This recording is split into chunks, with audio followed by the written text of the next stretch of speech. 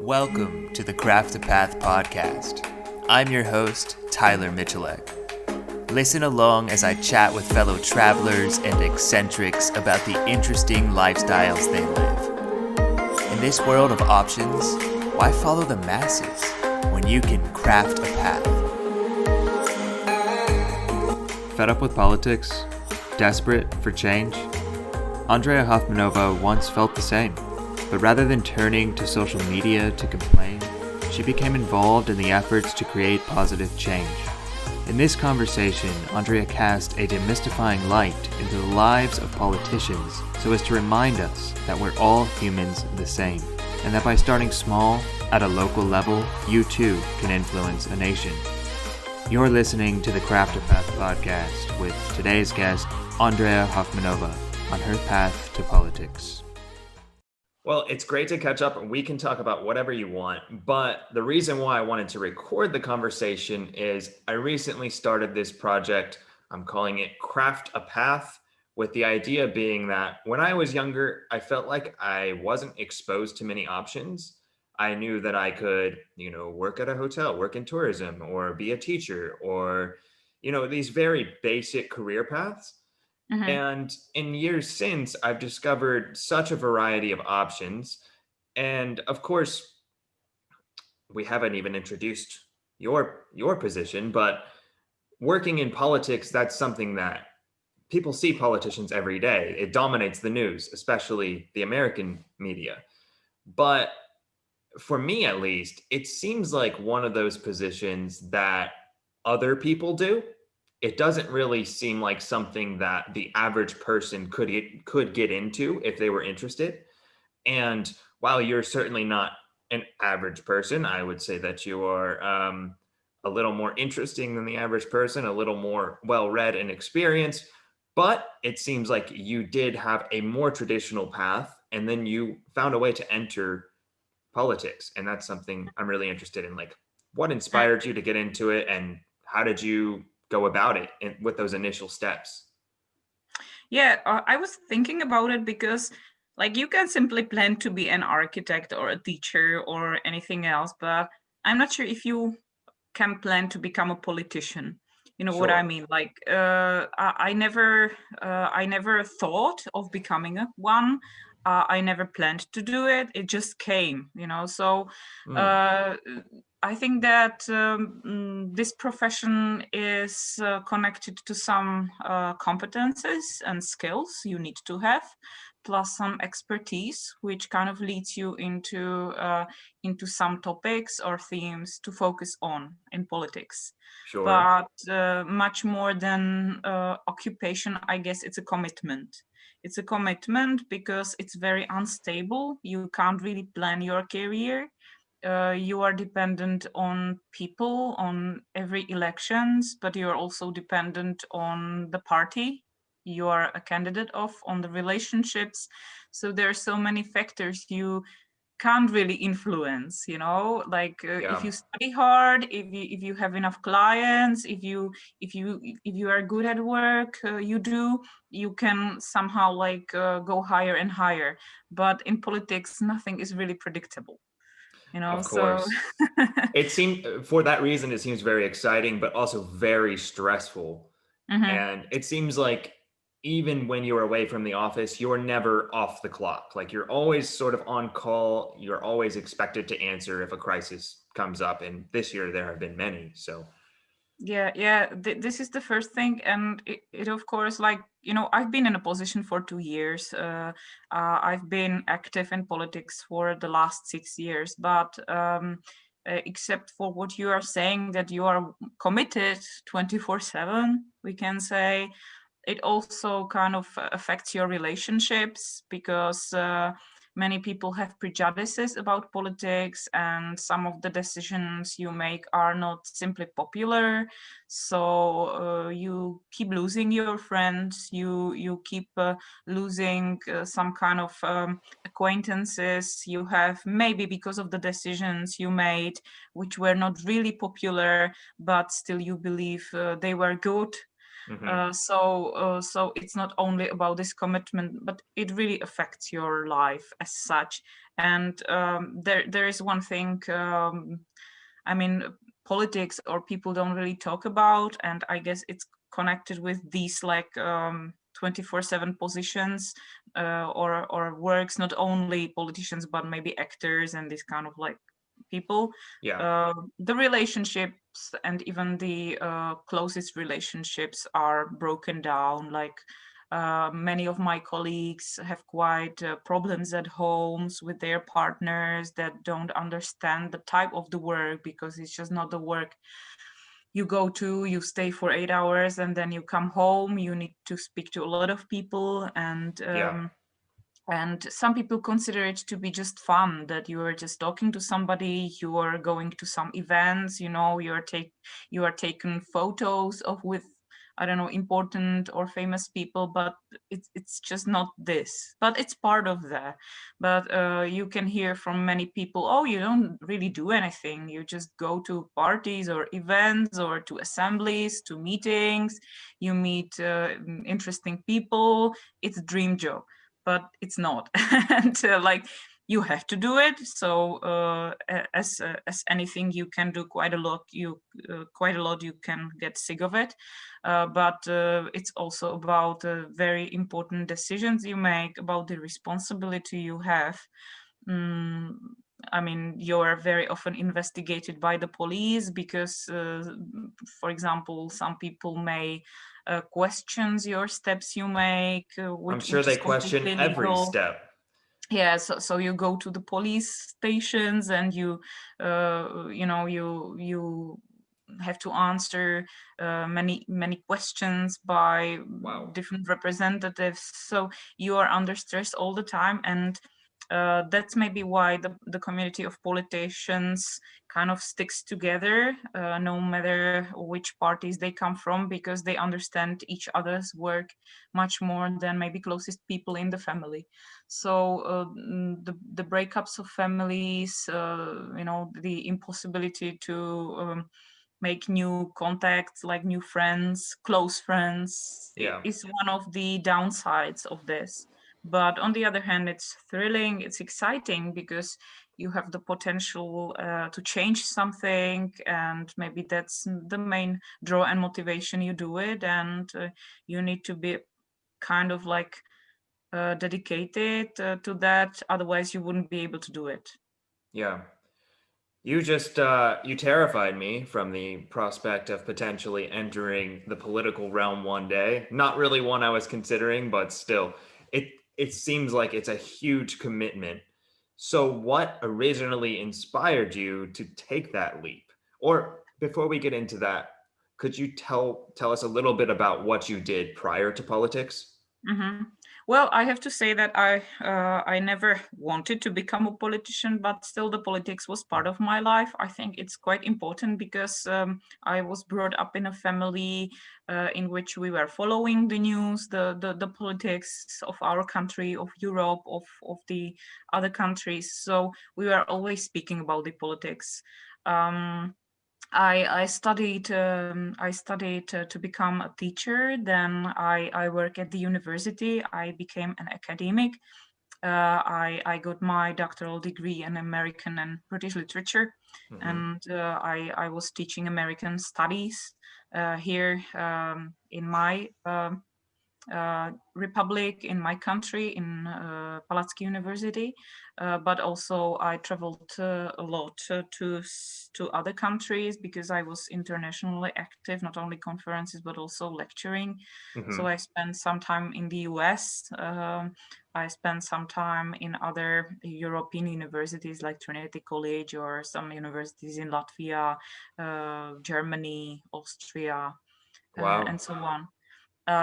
And I have to say that I was highly maybe influenced by, of course, I said my family, but also by my professor at the university, Okay. um, because he was into American studies. And while you teach American studies, you are much more interested in the civic society and in the role of people in this society and democracy. It's somehow blurred. And my professor used to be a senator here in our country, I and see. throughout all our studies, we were really talking quite intensively about the role of the intellectual in the society, and the role of maybe educated people, and once you get the education and the support from the community, you have to or you're supposed to take it or give it back to the community as well. It can be done by voluntary work, it can be done by many other things, and it can be done also by like being active in this kind of public affairs. I mean, you don't have to become a politician, but you have to share your opinion about important things that are going on, and so on and so on. So I guess that this was the path to the politics, but it was just an accident, because when I was into languages and American studies, I got an offer from a member of European Parliament to become his assistant, to interpret him. So this work was kind of, dream job for me, to work for the European Parliament, to be in touch with so many people from all over the Europe. Yeah. And so I accepted this position, and it was really interesting to see the European political life, but it was also depressing to see into the, I would say, guts of the politicians, Sure. because you were part of many meetings. Of course, you couldn't talk about the meetings, but suddenly you got to know these famous politicians, especially the Czech ones. I was following since I was a child, and in this face-to-face contact, which was informal. You realize they are completely different people with a different motivation, and it was very stressful, and I got completely disillusioned from the state of being, saying that the media kind of uh, portraits of these pictures were completely different than their real reality.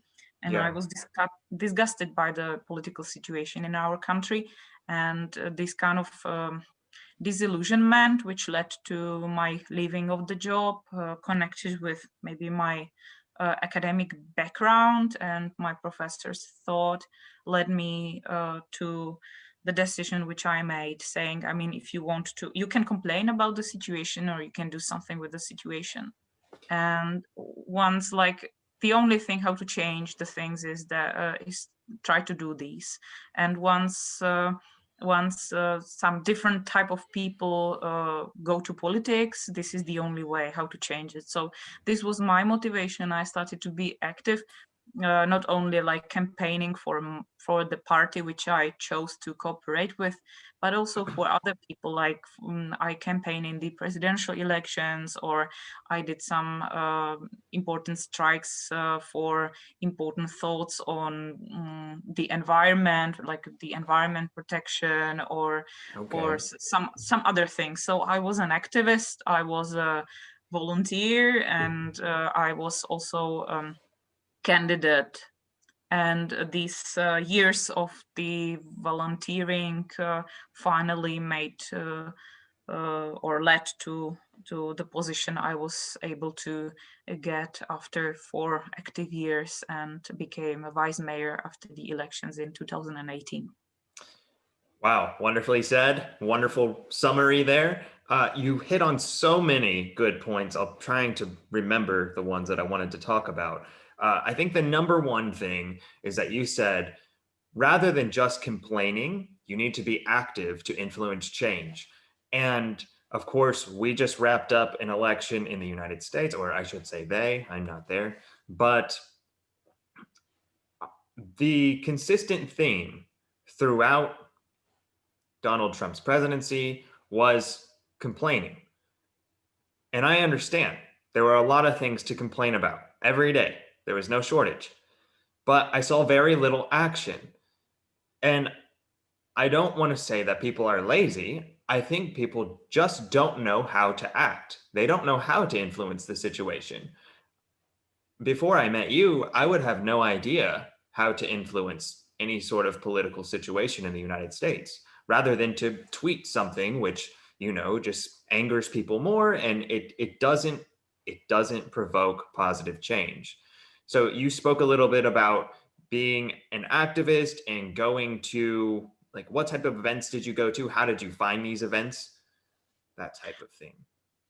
Yes, you have to kind of maybe get into touch with people that are of the same opinion as you have. So because I got around the Czech political system, I started to work with the Pirate Party. Uh-huh. But I will start from the beginning. I'm not sure. The situation about the American presidential elections is interesting, that people maybe didn't only complain, they really went to vote, because there were like much more votes in these elections than before. And Well, I think that's this true. is the beginning. This is the Yeah. beginning. I mean, any one of us can do something. You can go and vote, because there are many people who simply complain, and then they don't even get up and vote for somebody. Right. Then you can control the politician you voted for. So you can go to assemblies, you can write an email, you can ask a politician, to do something for you. You can give commands, but you can also start changing the things on your own, and you can start with your own community. Mm-hmm. Because of course we want to change the president or the government, but we can't cope with our neighbor, for example. Yeah.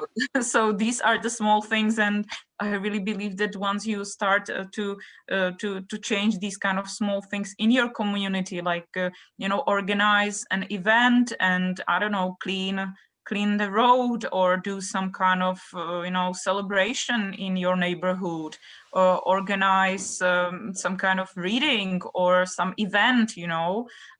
This is the beginning. Then you have the community you can work with, and you can start expressing your opinions about certain things you don't like and you want to change. And it's also important not only to complain, but also to come up with a solution.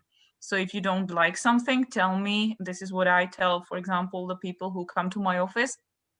Of course, so tell me what the ideal solution for you is, because it's very easy to say, I don't know, I don't like something, but it's Of much more course. difficult to define, for example, how to get rid of the problem, how to solve a problem, how to make the things work better. It's about talking to people. It's about showing them that it is possible to change the things, and you don't even have to be a politician or in a certain position. You just need to be active.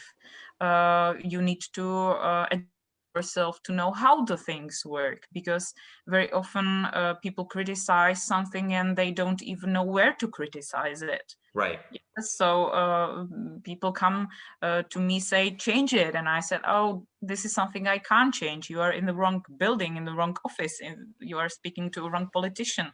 So even like, I used to be a teacher, which was also part of some kind of, um, Shaping how of to the say it, like, future, influencing the community. yeah, influencing the community, because teaching literature, and I was teaching about the society, and I was teaching critical thinking, and expressing yourself, expressing your thoughts. So there are many ways how you can improve the things, change the things, working with community, doing something good. So and then it's just a combination, as I said, because I was active. I was active in my community. Many people started to know me.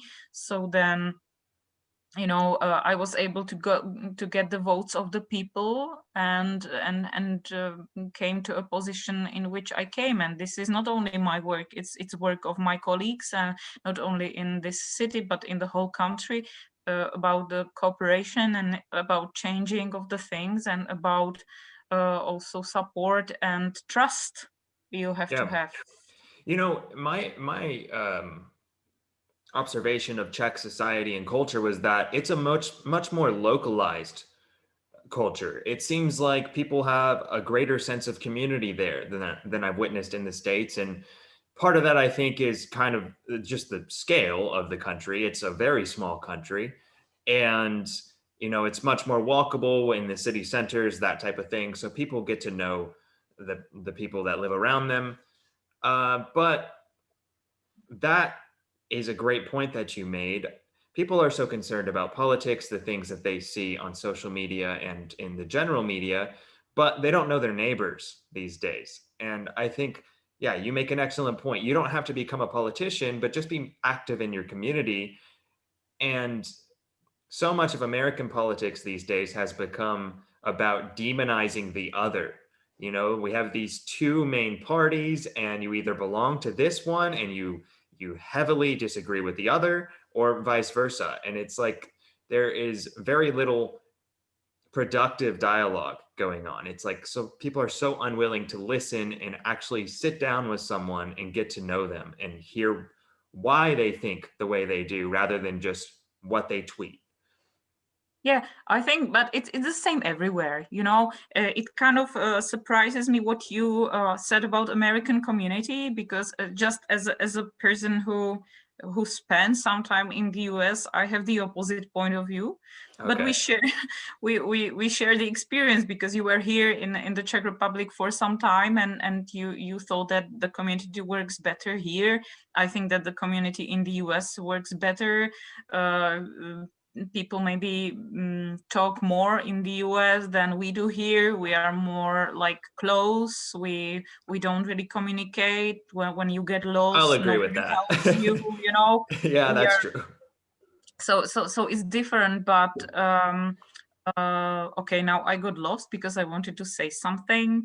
Yes, but we also demonize the other. There is the prime minister, and the opposition fights against this man, as well as, I don't know, people fight against Trump, and it's not only about one person; it's about the whole system, and it's very difficult to maybe describe or explain people that there are good and bad politicians, and there are good and bad people in any party. It's Sure. just about the results of the work. It's about the cooperation. It's about the discussion, finding the priorities and the common goals, and it's about listening to the second person, and not only about talking or expressing own thoughts. So this is something which is absent in politics, I would say, worldwide, and there are only exceptions who can do that. But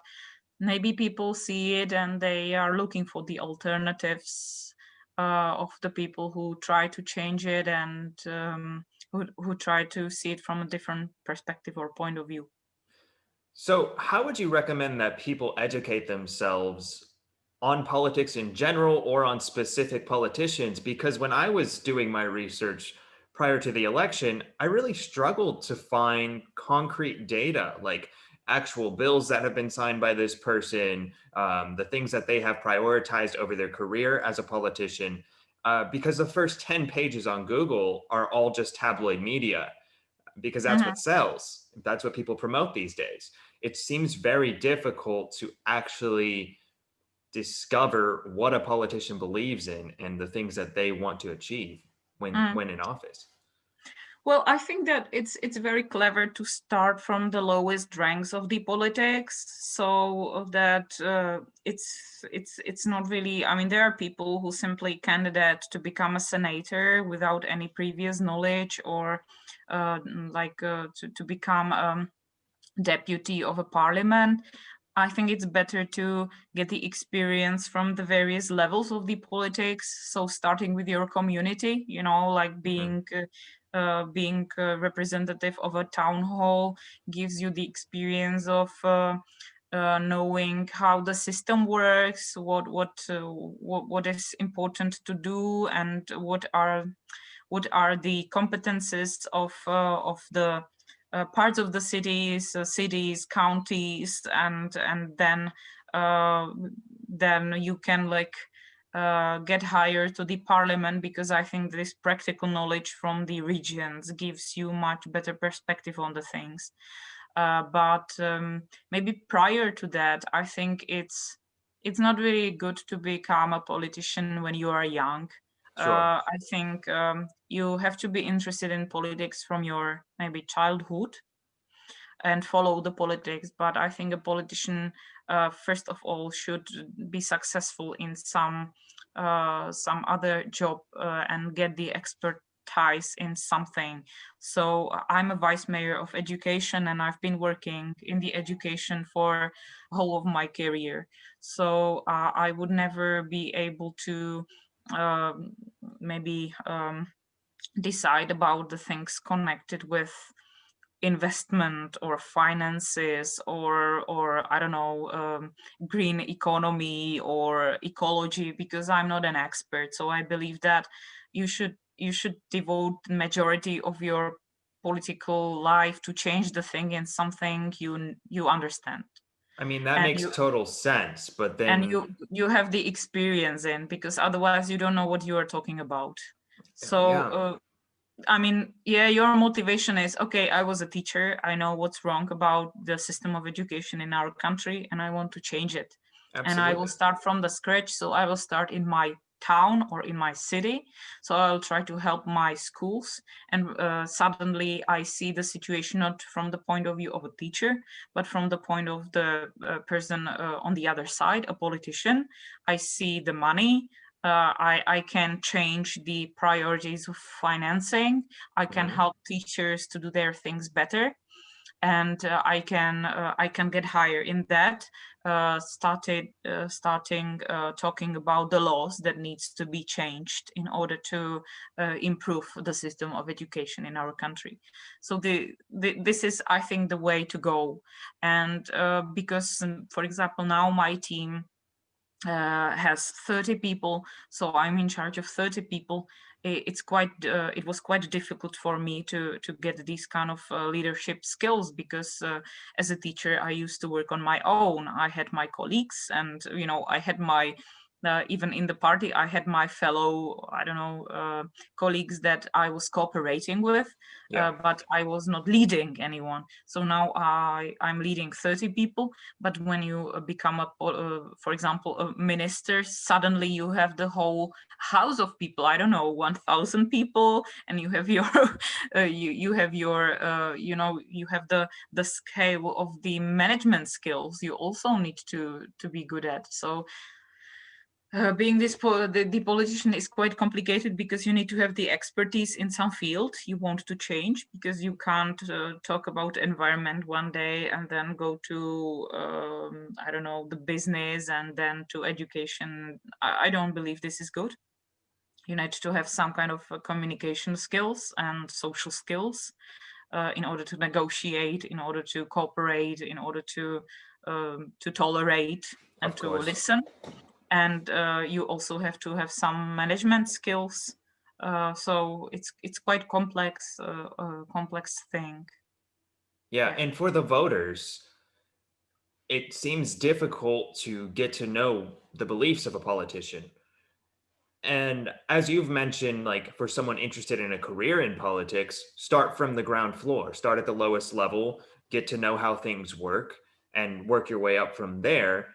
Perhaps that could be advice for voters as well. Get to know your local politicians. It Mm-hmm. seems to me that these type of people are much more likely to respond to emails, or even more likely to meet you in person. Like, I'm sure you would be happy to meet someone who had questions.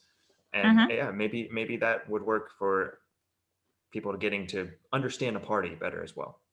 Yeah, and like the higher you go, the more expertise you have, but also the more people knows you. And I think what is the worst thing, that you lose touch with the people. That even Yeah. though you are a prime minister or a president, you should still be in touch. There are many politicians, even in the city, for example, that decide things from the table. I go to the city, I go to the schools, I go to the sport clubs, I Hmm. talk to people on everyday basis. I want to see everything, how it works, because once you start making decisions from your office table, then it's wrong, and you also lose touch with the reality, which Yeah. which which is a thing that happens to many politicians, I guess, as well.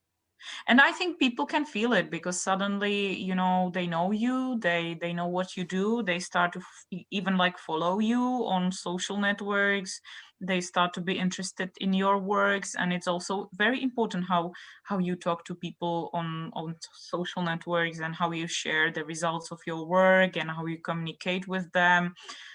Because the more they know about your work, the better they understand your work, and they simply know you are doing quite a lot, but you can't do everything, you can't change certain things. So it's even about like the constant communication with the people, in order to understand what you do and what you can do and what you can't do and what you are actually doing. It's important. You should be watched all the time, and we politicians should be watched all the time, and Sure. should be all the time ready to communicate, to answer the questions, and to say why we do things and what we did, and be transparent in everything. Yeah, I love that. Well, meeting you has really it's changed my perspective on politics because you are a person. I've gotten to know you, and I think that people should have that perspective on politicians. They're just people doing a job, and I think most people, and correct me if I'm wrong, but I think most people get into politics because they want to change things for the better. They have good motivations, at least when they begin. And of course, some people become corrupt, but it seems like, yeah, Yeah, it depends. I'm workaholic, so yeah, it makes the situation easier for me, because I really spend the whole day at work, and I love it, and I love to do what I love. yeah. But I call it. I saw it in the European Parliament. Actually, I call it the syndrome of a red carpet. I'm Hmm. not sure. Maybe there is some English word for that. But I when you think come that, to a position, the higher the worse. You can very easily get used to certain benefits you have, like sure. not only like the things you have, nice office, you have assistant, you have, I don't know, a car, which I don't, because I'm still using my own car, which is one of the reasons why I do it. So Hmm. you simply get to used to your position having the benefits, but also like from one day to the other, people start behaving to you in different ways. So I used to be an ordinary teacher, an ordinary woman, and suddenly I became a deputy mayor, and everyone was suddenly, oh, I felt like I was a semi god or something, because, for example, because you are really in a position, you decide about important things, and people think you are very important, so they behave to you accordingly. Yeah, And this is very dangerous things, because suddenly you realize you have the power, and you get used to it. You get used to these like perks of being in a powerful position. You got used to the fact that people um, like look up to you, and you can get crazy out of that. I'm sure. So Yeah. so what I try to do every day, and that's why, for example, I don't know, I keep my own small car, which is completely not a good car for a vice mayor, because it's not representative, but I'm just an ordinary person. So when I get to my car, I realize, okay, I'm a normal person, I'm not something extra. I try not to get the perks. I try to be equal to my officers at work, uh, and every day I get up with the thought that this is the important thing about politics, because maybe you are elected for 4 years, but it doesn't matter. You will be a vice mayor for a whole um, period. You can be dismissed like anytime. It's Okay. nothing nothing which is like for granted. You have no contract. You have nothing. You never know what can happen. You can get into a difficulty. You can have an affair even though you didn't cause it, or your colleagues from the assembly may have an affair. So you can simply lose this position from day to day. So it's very good to remind yourself of that, that you now you are in power, but tomorrow you can be nothing.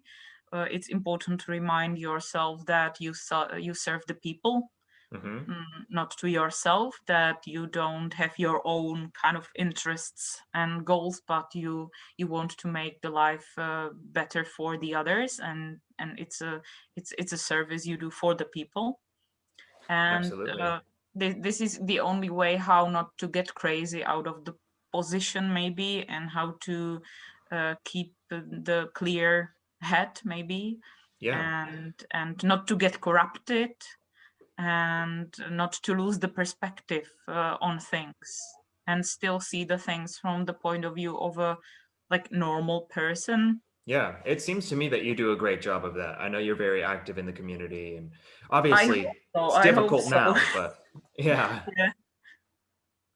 But you know, there are many people, so of course you have some fans, but you also have some people who criticize your work, and it's also good to listen to people who criticize your work, because sure. there always can be something about what they say. You can lose the perspective, or you can't always see the things from all the angles, and you can get lost. Yeah, so it sounds like you listen to both sides of the spectrum. You listen to what people have to say, and I suppose that sort of influences how you proceed, right? Yeah, I try to listen even to my opponents, and I try to find something in their criticism, how to make things even better, or maybe even how to explain the things better, so that they can understand that this decision is good. So it's a lot about explaining and talking, and dialogue between different people. Sometimes it's very really difficult. Sometimes you just, you know, close everything and you shout Yeah.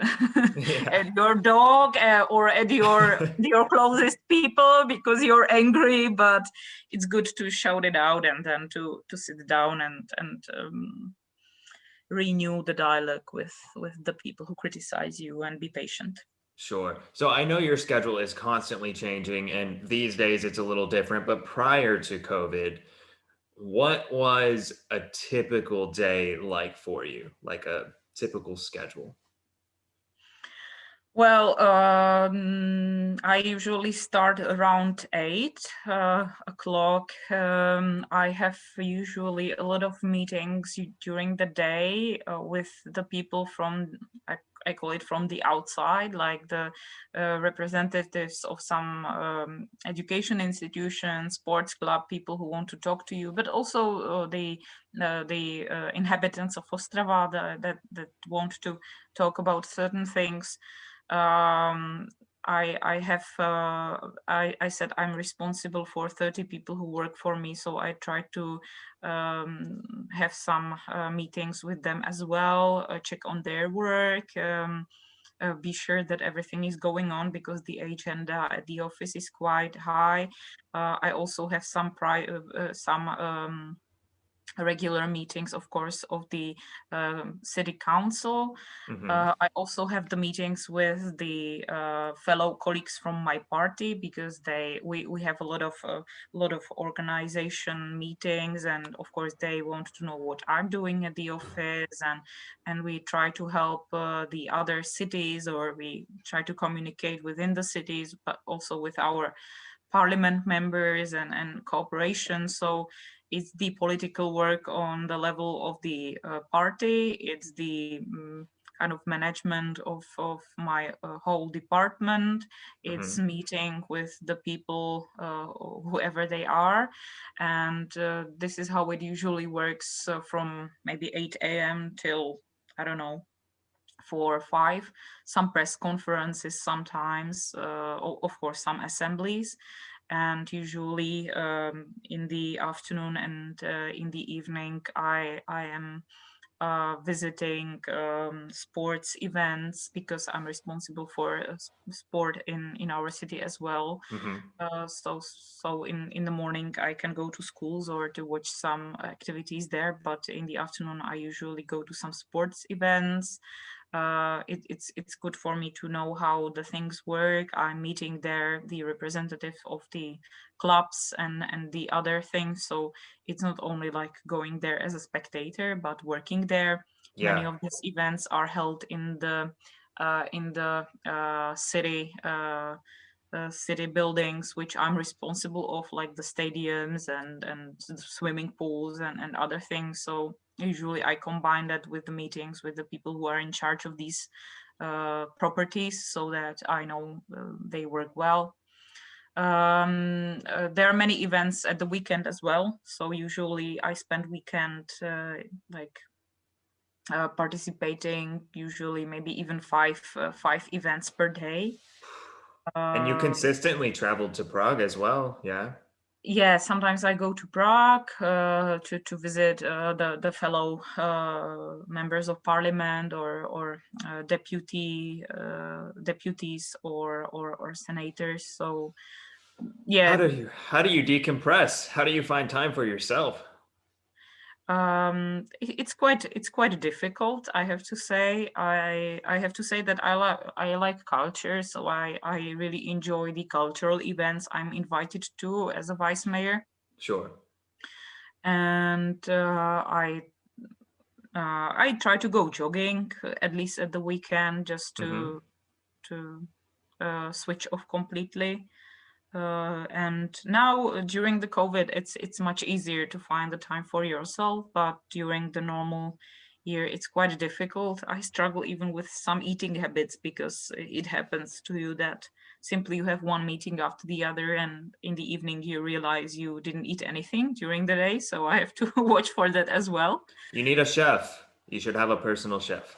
Well, actually, this is fun because when I came to my office during the first day, I told my assistant, actually, I don't know what I'm going to do with you, because I have never had an assistant, and I have everything in my head and so on.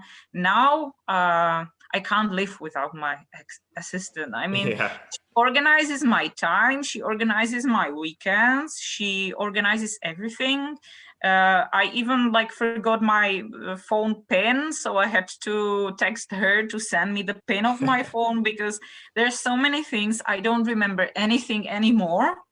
I just have my calendar, I have my phone, and I have my assistant, and I can't really have these like benefits I was talking about, like having a driver, having an assistant, are simply necessities in this work, Sure. because you simply move from one place to the other and meet the person, so she prepares everything, and I'm grateful for that, because otherwise it wouldn't be manageable to do this in such respect.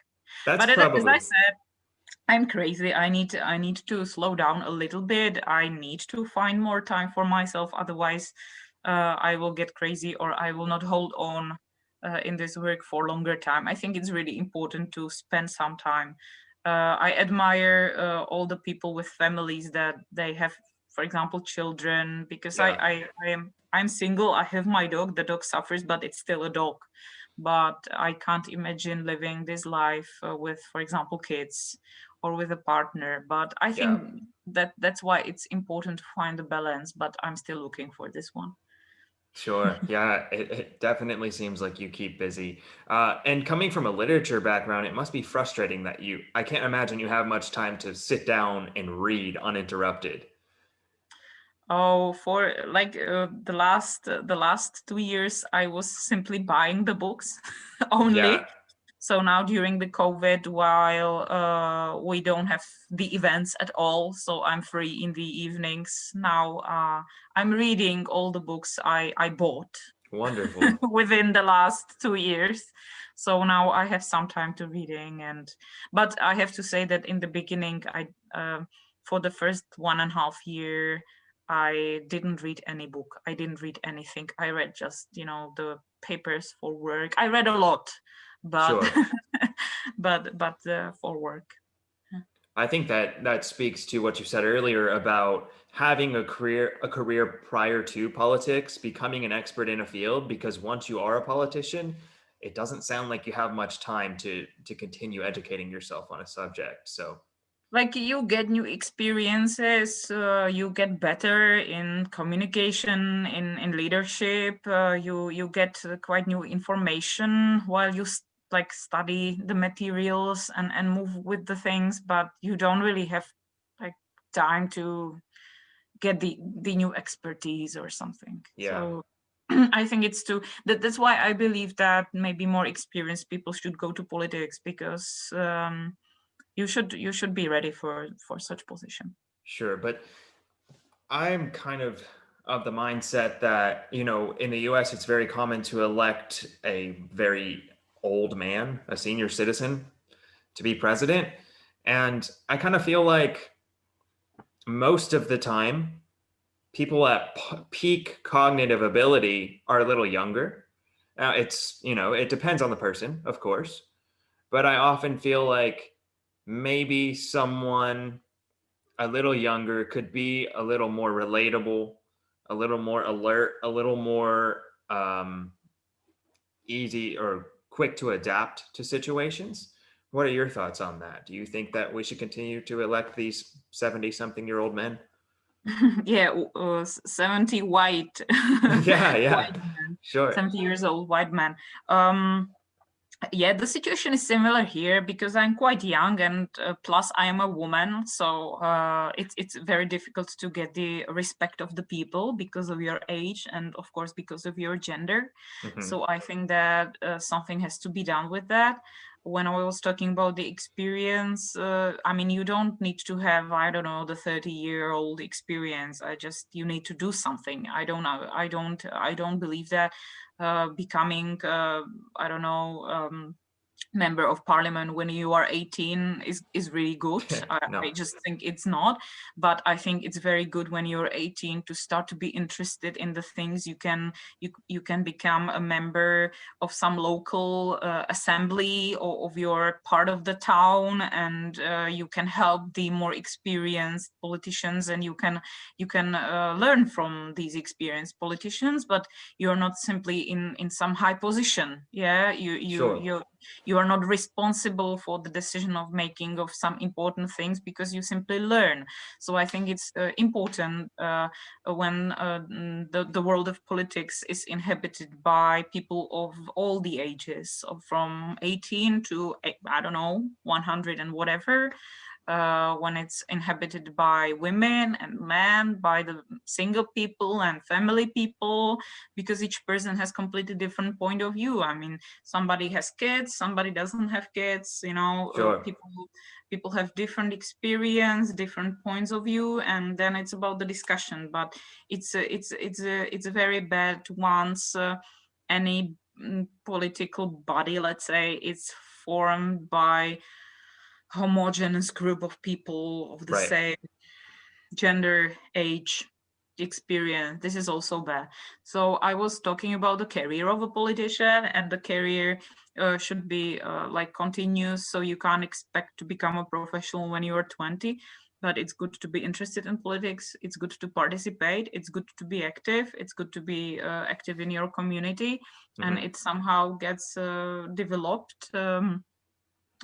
The only disadvantage is that you can't plan the things, because you can't plan whether you win or lose in the elections. You can't plan how many votes you get. You can't plan what the structure of the institution you got voted to is, because you don't have to be a member of a coalition, because there are parties that don't want to cooperate with you. So you can't plan many things, Yeah. but you can do a lot of things. And the important thing is to stay independent and to know why you do these things, and to have the commitment and to have the energy and motivation, and that's it, and to be flexible. And to pursue the things that interest you, right? I mean, you pursued an interest in literature, and now that led to politics. And I think for me, before I met you, thinking about politicians, if or someone interested in politics, I know the most common route in the US is to study law. to go to law Mhm. school, become a lawyer, that type of Mhm. thing. And that's great if you want to work, if you want to work in law and focus on law and politics. But it's very interesting to me that you can be a politician in different fields. I mean, there's a variety of needs in any community, and you're able to address those. But on the other hand, it's not so far away, the American literature from the politics, because if you have a look at the American literature, it's very often a social kind of, Commentary. I'm into female writers. I'm into African American writers. So, Hmm. I mean, the fiction of African American writers is full of politics. It's about democracy. It's about the equality. It's about the history. I mean, once you study literature, you study history and society. Hmm. And the American literature is full of kind of like civic kind of attitude and approach, and literature tries to change the perspective on the things and tries to maybe show the alternative reality or tries to highlight some problems in the society. Hmm. So like even literature is a way to change the things, not only politics, but it's in American perspective, it's so close because it's so social and so political. There are so many political themes, at least in the books I was always interested in. So On uh, that note, like for me it's natural, so yeah, while I was teaching literature, I was teaching students how to think critically. We were sharing our points of view. We were drawing similarities and differences between, like, let's say, the problem of the book and our reality. Look at all those books like Huckleberry Finn, I don't know, Walden, American Tragedy, uh, Beloved. They are all political books. Racism, poverty, yeah. all these topics are there, and there is always a criticism of these kind of things. And maybe the only thing what literature doesn't do is that the literature doesn't find or doesn't offer the solution I was talking about, maybe. Sure, but it provokes critical thinking, Yeah. and it inspires people to, or encourages people to have individual thoughts. And that's what I would like to see more of in modern Mm, society. I am a mm, huge proponent of reading. I don't always take my own advice. I wish I read more. All right, no, that's a bad way of looking at it. I am going to read more. I'm making the pledge. You just mentioned several novels that have had influence in your life. Are there any others which you would recommend that people, anyone, but particularly younger people who are searching for a path, any novels that they should read? Well, it's difficult to say because the older I am, the more classical books I try to find, because I realized I like modern literature. I like 20th century literature. As do And I. but on the other hand, if you read, and I think you need to find a good time for that, because if you read a book like Walden, which I mentioned, or even Hmm. if you read like Benjamin Franklin's autobiography, these are like 200 years old Dense. books, Yeah. but they are so topical, they are so modern. There are thoughts that, I mean, read Franklin's autobiography and you don't have to read any other self-help book of the 21st century, all these kind of modern non-fiction kind of things, if you read closely and if you read well. So like the older I am, the more I go into tradition. But I like, the book of revolts, of the revolts of the individual. Hmm. Like even like my perhaps most important and my most favorite play in my life, Tennessee Williams' Streetcar Named Desire. Like I don't. the revolt of Blanche Dubois, that she was weird. She was living in the world of her own. Nobody understood her. It's very sad, but it quite nicely shows how the perspective of the things is important, and how valuable the life of the individual is. I like Toni Hmm. Morrison's books. I like, but also like not only American literature, but for example, Welsh transporting for young people, Okay. or It's difficult to say. I mean, if you ask a literature person what's the most interesting book, it's difficult to say because I have loads of books. Of course, of course. Well, you've given us a great place to start. And I am definitely going to look for yeah, Franklin's autobiography. yeah, and it's also important. I mean, when I was 18, I was crazy about Kerouac's On the Road. Hmm. While I reread it in my late 20s, I was disappointed. So it always depends, like when you read it, how old you are, and maybe not only about age, but your experience. Definitely. And I think rereading it can be really valuable as well because you can it says so much about how you've changed as a person. Exactly.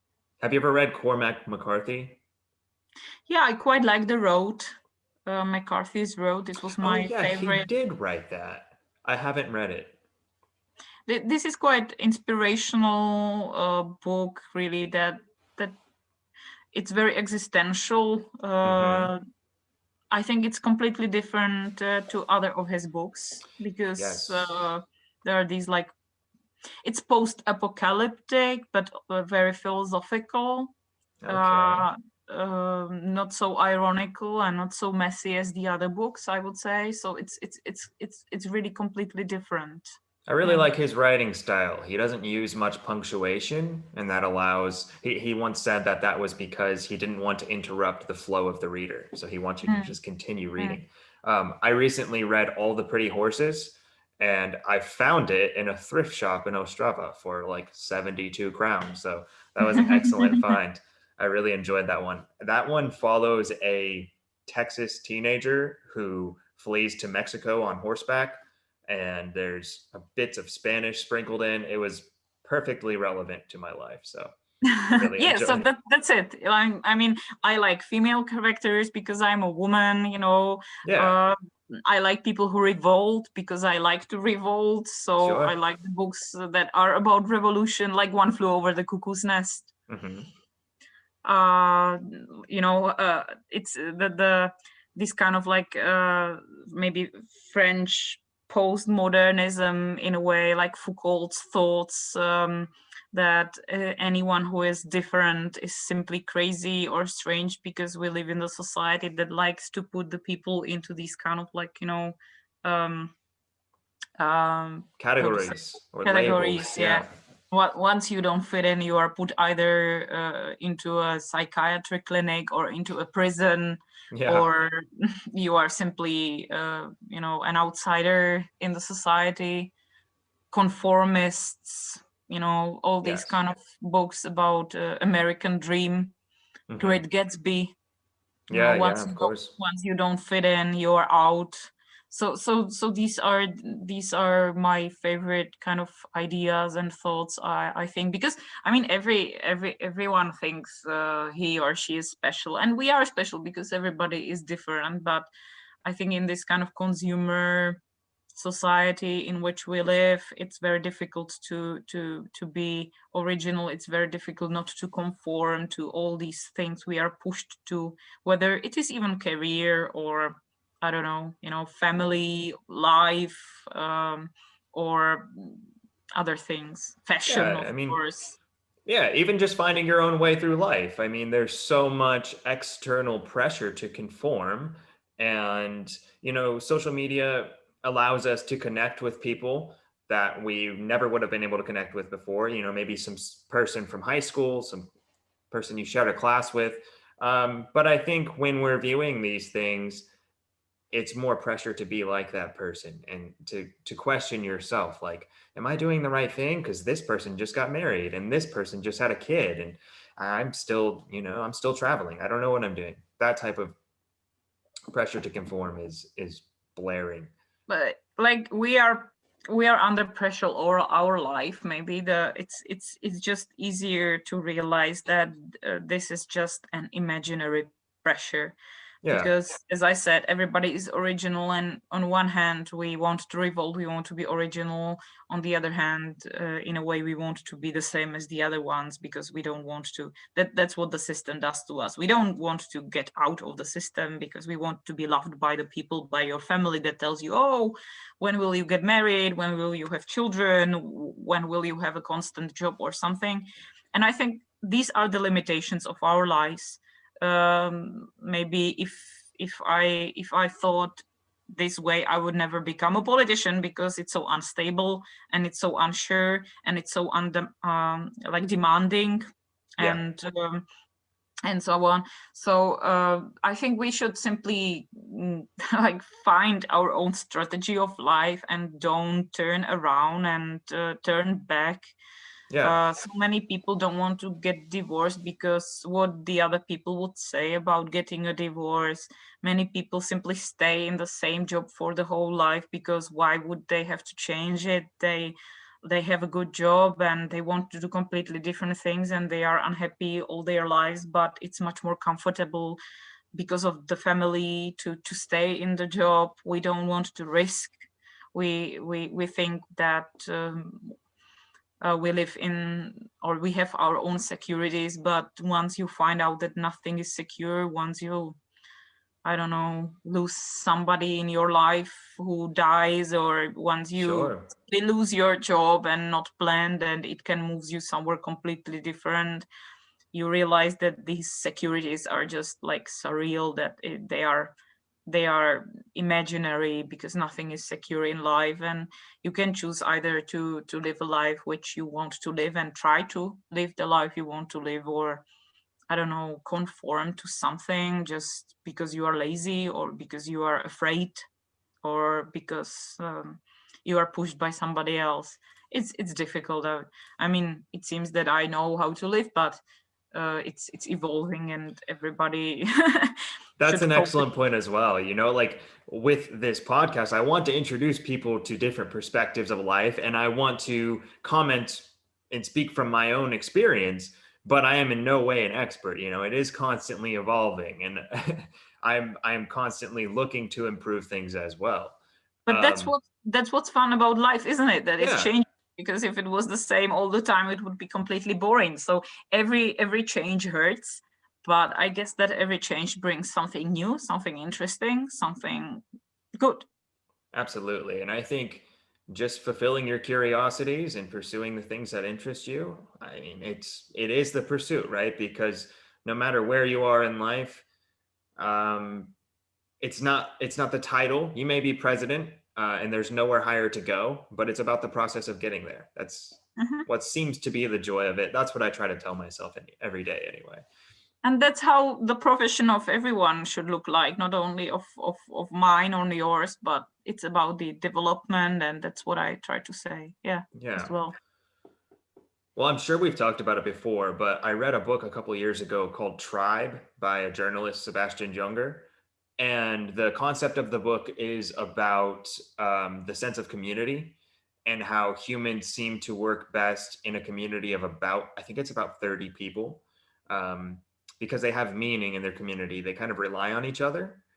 So while we live in a consumeristic society where it's difficult to have individualism, I would actually encourage people to immerse more in their community, not conform, but to immerse. And yeah, I think in doing so, then we might feel a little more free to be ourselves. Mm. Mm. That's one of the things I love about the town I live in here in Spain. It has around 40,000 people. We've got this great old town, and we don't have a shopping mall. So the old town, that's where people live. It's filled with storefronts, small boutique shops, no chain stores, and it feels like a relic. I hope that COVID doesn't render it extinct. I think that's entirely possible. A lot of shops have had to close because of the virus.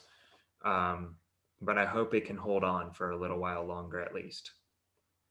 I hope living so. local. And I think that this is it. This is about the crisis that is going on, that maybe we should take it as an opportunity and move, maybe not get back, but move somewhere else to make it more sustainable and working. Because suddenly during the COVID crisis, you realize that these small shops work much better, even from the hygienic reasons. They are run Yeah, by the local people. It's local business, which you really need for your economy to go on.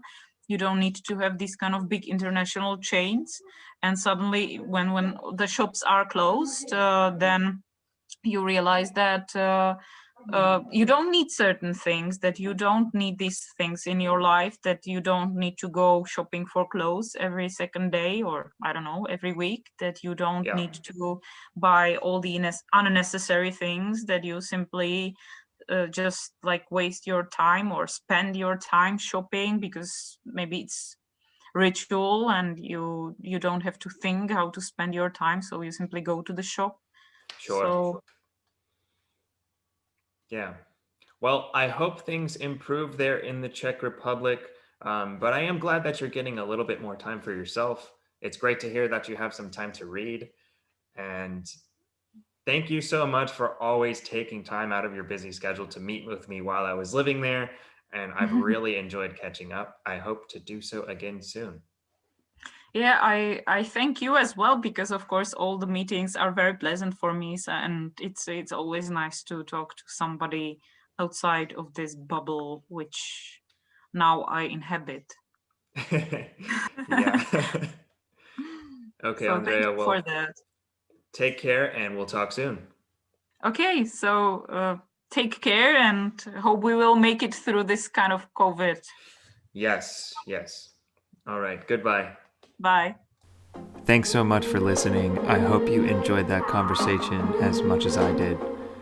If you like the podcast, remember to please subscribe and leave a review if you have the time. More conversations coming soon. Goodbye.